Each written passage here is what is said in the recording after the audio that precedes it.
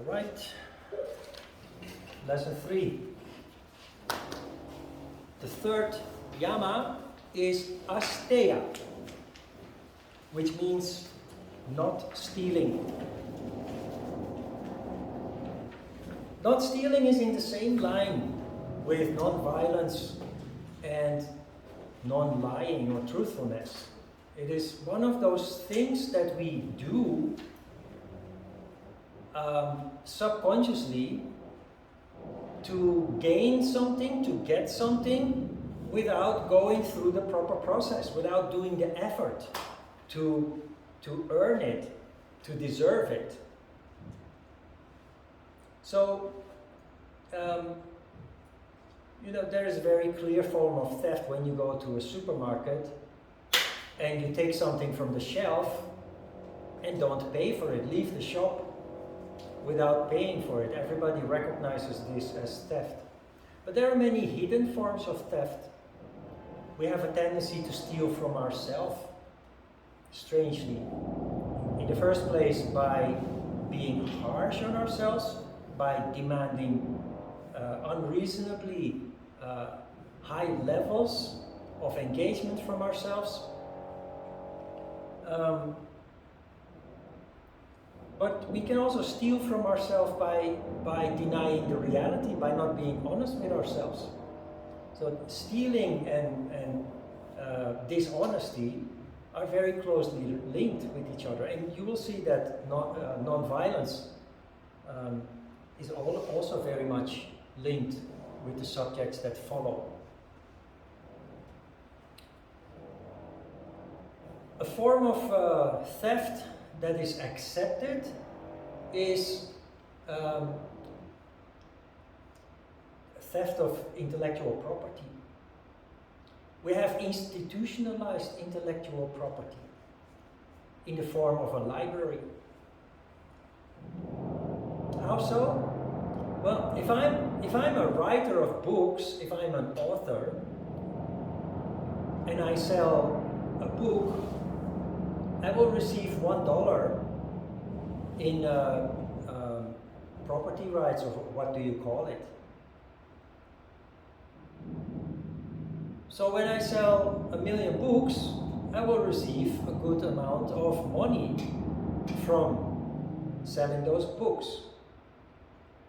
But now my book ends up in a library, and hundreds of people can read my book without paying for it. And I don't receive my dollar for each time that my book is read.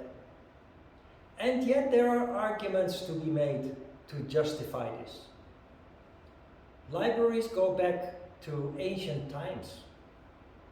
The libraries of Alexandria that became demolished because of war and the loss of valuable scriptures and what have you.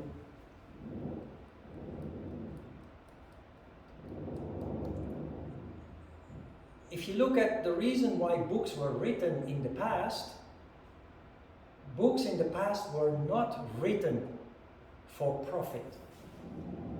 You understand that?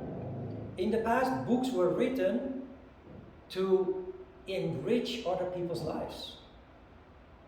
That is how education actually started. With the invention of book press, the first book that became widely spread was actually the Bible. People learned to read by reading the Bible and learning valuable lessons from the Bible. That's only 500 years ago that started. And very quickly became something on a big scale. And that culminated in the modern, very systematic education that we know today. So in the past, an author of a book wrote a book to inform people, not to earn money. We live in another time now. But if you are a real artist, if you are an author with the heart in the right place, still your goal is to write a book so that you can inform people. Your first goal to write a book is not to make money. That is a side effect. It is to enrich people's lives. It is to educate people.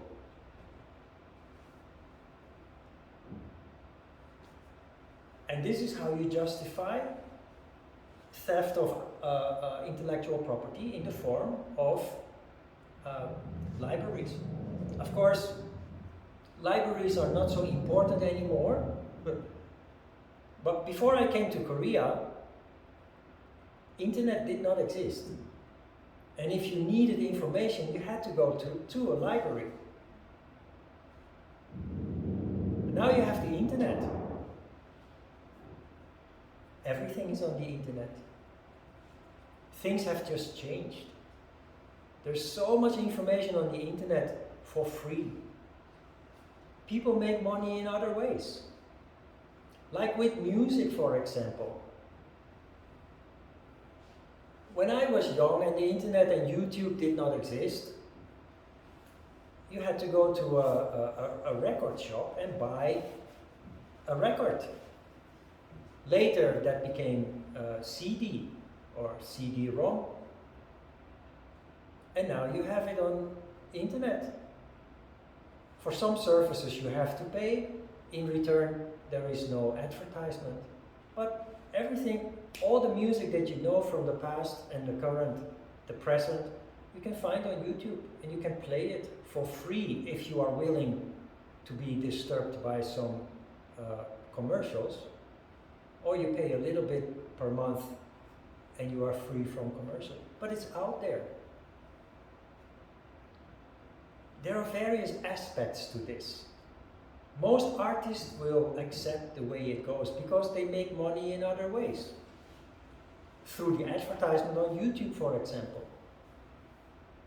If you have a certain number of followers on YouTube, you start receiving money from YouTube. And the more followers you have, subscribers, the bigger the amount that you will receive. Some people have so many followers, they get rich from it. Also, when internet didn't exist yet, when YouTube didn't exist yet, you would go to a concert of your favorite musician or rock band for $25. That doesn't exist anymore. The cheapest ticket now is $250. And upwards to a couple of $1,000s for a seat at the concert venue. So they make a lot more money now out of the live concerts. People paying a whole lot more to attend. Also, a very good example in Korea is Psy. You know Psy? Gangnam Style? Why does everybody know about Gangnam Style? Because he broke all the records. His video, Gangnam Style, has been watched on YouTube more than 6 billion times, I think. And it may be a lot higher already by now. But you never heard Psy complain about 6 billion people listening to his music for free. He never complained about that. He's rich. You know why? Instead of selling his music, he sold his personality. At the height of his fame, he was the face of beer brands on the bus stops, in the subway. You saw posters of him promoting beer, promoting insurances, promoting cars. He just earned a lot of money by using his personality. And that is how these days personalities make their money. Not directly selling their product, which was the way they made money in the past. So things have changed, and in that way, what is perceived to be theft can be a boon, in fact, can be a positive rather than a negative. So it's good that you are aware of that. You have, of course, now that we're talking about internet and computers, there is copying of programs, expensive programs, That is intellectual property, and that is, of course, a form of theft. That is rather common. There is no justification for that unless, well, sometimes programs are so expensive that people cannot afford it, and then the manufacturer of that program might actually consider people who cannot afford it do benefit a lot if only they could use that program. The same as with libraries that allow people who cannot afford to buy books still to cultivate intellectually through their books. When somebody asks you a question and you don't answer the question, it's a form of theft. So posing a question puts on you the duty to respond. I noticed many times that when I write an email to somebody with a question, that people don't respond, including my own yoga teacher. I always respond. Why? Because of this. Because I'm so conscious of how this works and how this affects me. Of course, sometimes you feel bad, or whatever reason you have that you think that you're not going to reply, or that you should not reply, or that there's no need to reply. But no, this is all subconscious thinking that I'm conscious of, and I feel bad if I think like that. So I always reply, and always in a constructive way. Because the fact that the question is there means that that person is in a need for an answer. Otherwise they wouldn't. And it can be not directly the question that they need an answer to. There can be another indirect reason why they needed to connect with you. Not replying is a form of theft. Giving an insincere answer brings us back to last week, because then it becomes a lie. It's a delicate thing that you have to consider yourself every time when you engage with people. And you get better and better at it. You will become purer and purer over time. To the point that you simply cannot lie anymore, that you simply cannot withhold an answer anymore. How inconvenient or uncomfortable it may be, you will always respond in a proper way. In the beginning, you will see that you are inclined to react in ways that are violating these principles, just because that is how you grew up. Because that is the environment that you are in. That's how you grew up, that's how you were educated, that is how you believe things to be right. And now you find out that actually violating these principles causes a lot of internal mayhem, disruption.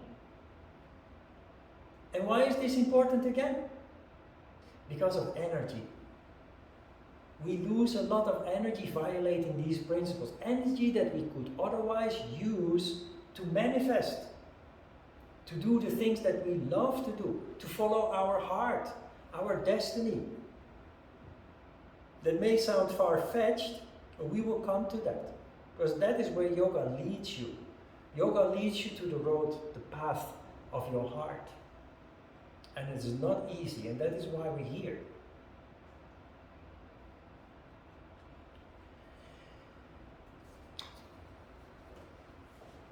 Politicians engage in lies all the time. Have you noticed? Do you follow the news a little bit? I always follow the news because it allows me to understand what is happening around the world. Politicians lie. Not subconsciously, but deliberately.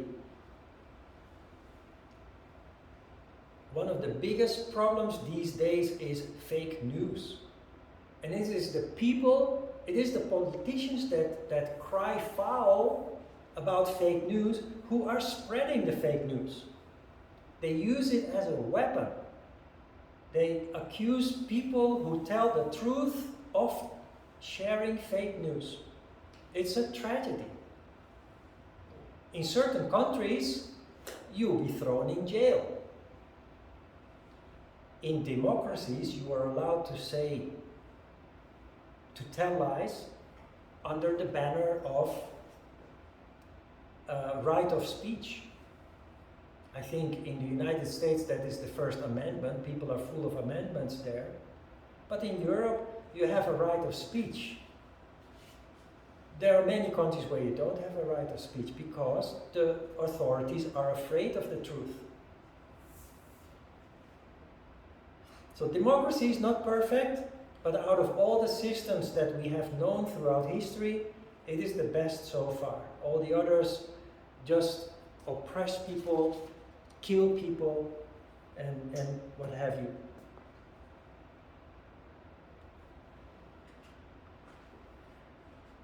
Stealing is also withholding knowledge of a situation that you know is not appropriate.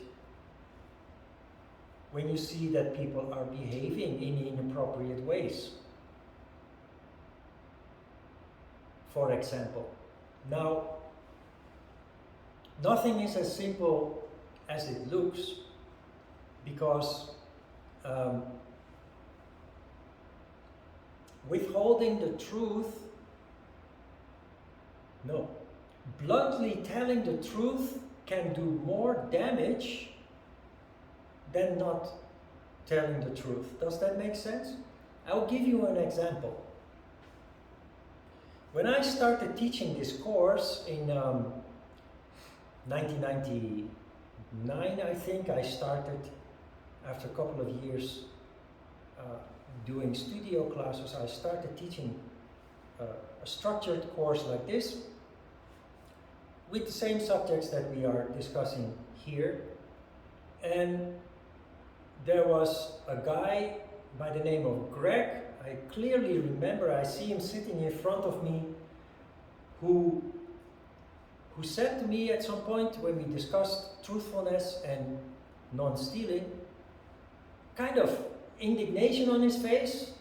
He said, you know, listening to you talking about truthfulness and non-stealing, I have a situation that really upsets me.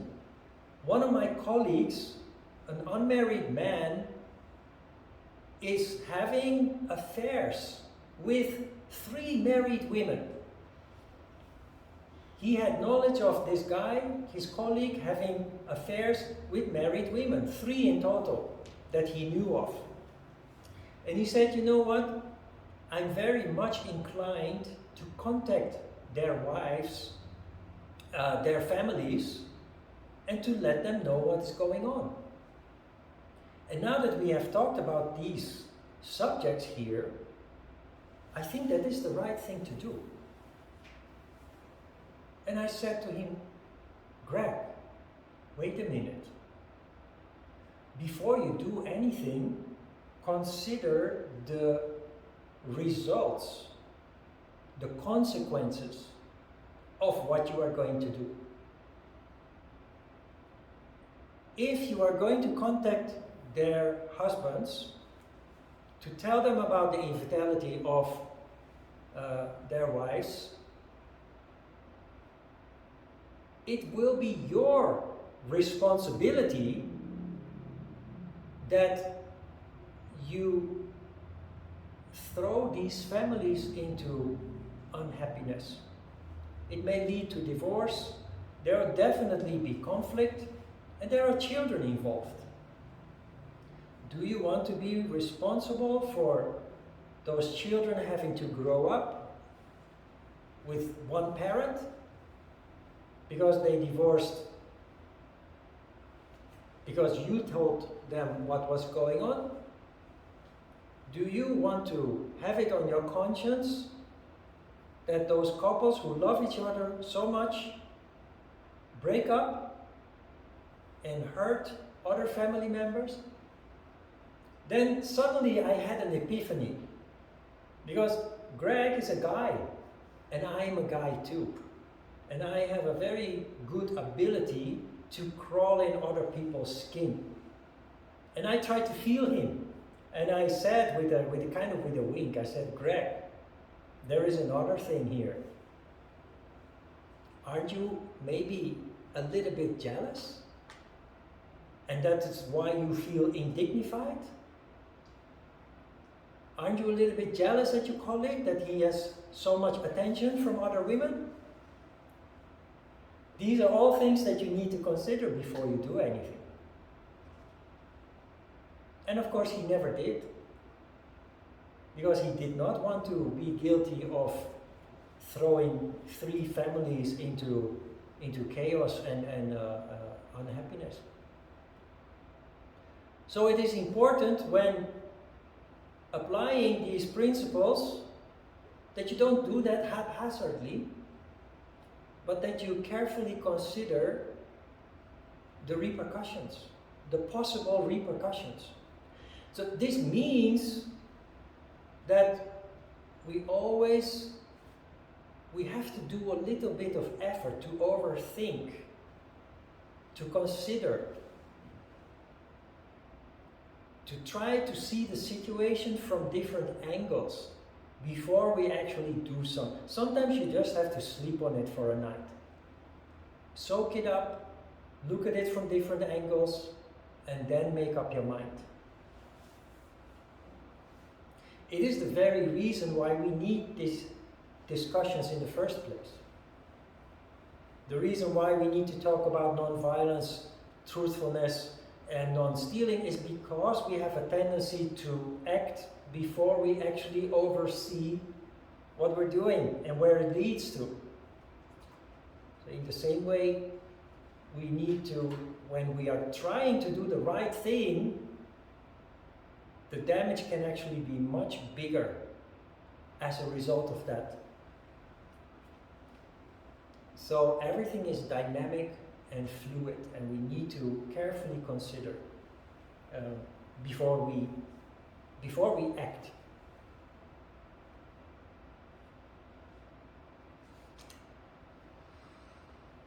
Now, I mentioned that you can steal from yourself in the form of putting too much pressure on yourself, too much expectation, perfectionism, working 16 hours a day to reach your goal, exhausting yourself. That is a form of theft of ourselves. But we can also commit theft on other people in the same way, by demanding too much from them. And we do this with, if we have a business, we can put too much pressure and burden on our employees. We can, as parents, we can put too much burden and pressure on our children to perform, to study, beyond reasonable levels. And we also do it with our pets. We want our pets to behave in certain ways, to perform certain tricks. And they don't want to do it, but you force them to, and you bribe them with a treat, with a snack or something. Now, I had a tragic example of a parent putting too much pressure on their child. Is an example of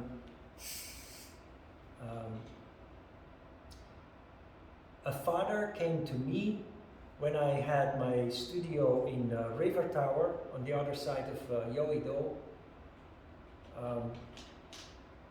about 10 years ago, 10, 12 years ago. And he came to me with his daughter and he said, my daughter needs yoga. And his daughter was standing kind of half behind him, and she was just standing like this. She didn't want to be there. And he proudly told me that he was a physical education teacher, and his daughter was into skiing, and he was training his daughter to become a professional skier, eventually participating in the Olympic Games. In Korean, he called it 국가대표. She will become 국가대표. And I looked at him and I looked at her, and I just felt such a huge gap between what he wanted and what his daughter wanted. At that time she was, I think, 12 years old. She was pretty tall, lanky, and so after the introduction he left, and he left his daughter with me. And of course she obeys her father, and so she stayed in the yoga class. 12 years old, you don't really rebel against your parents if your parents tell you to do something. So we were just, we were doing our exercises, and we do a forward bend, and this is how she bent forward.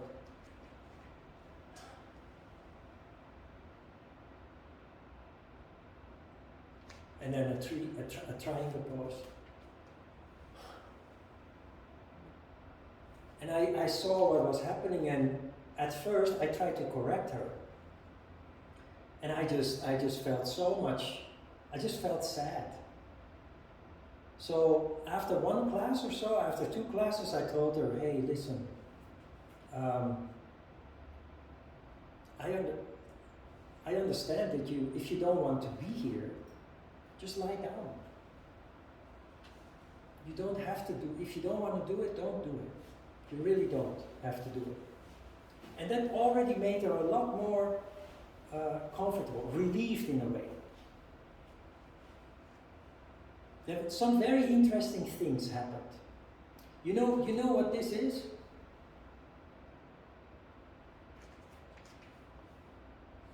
It's lack of energy, lack of inspiration.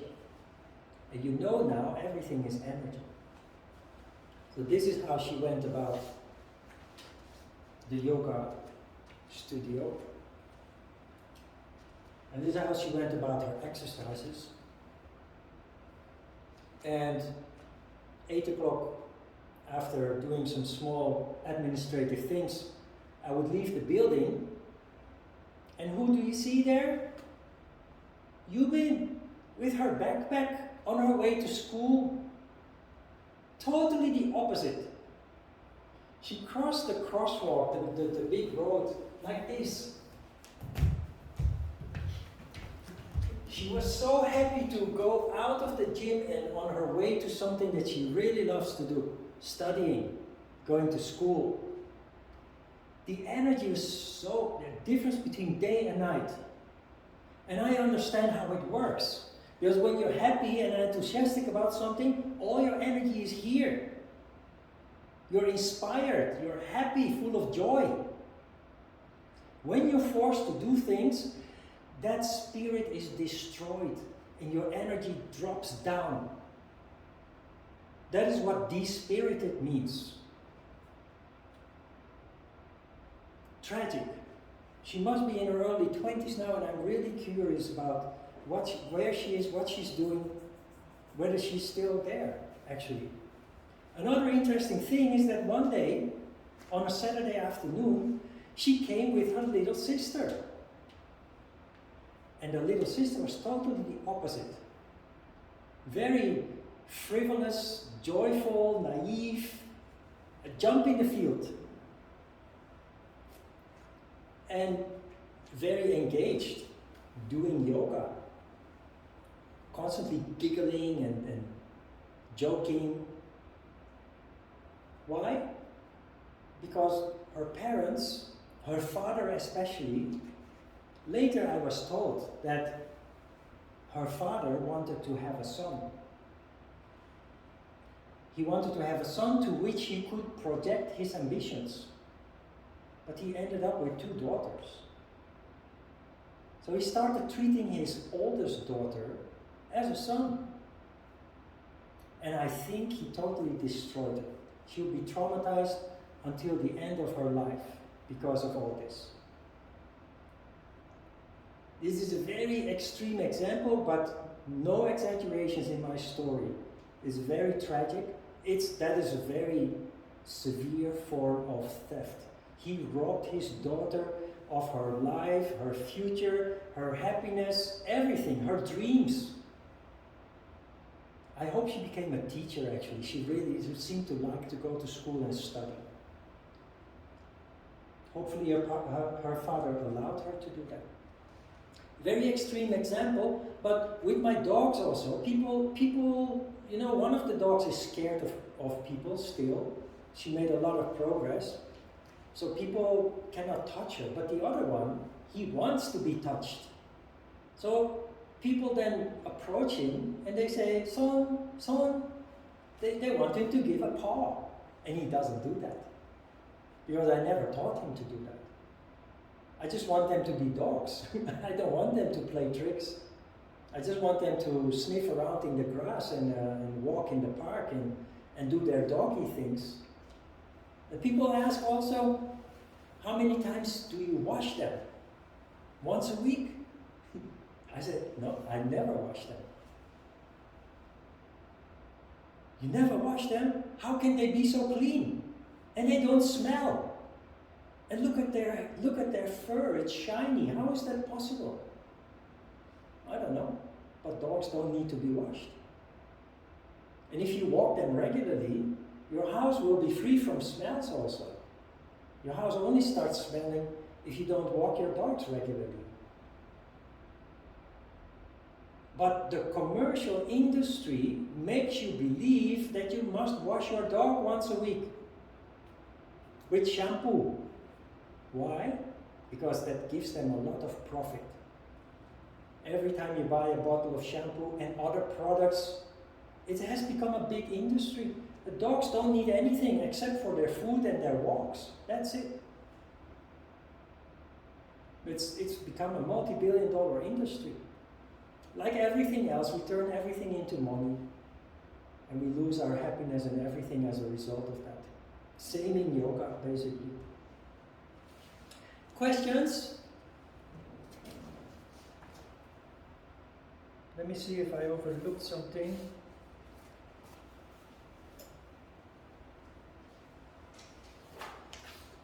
No, it's okay like this, I think. Unless you have questions, let's have a short break. 5 minutes.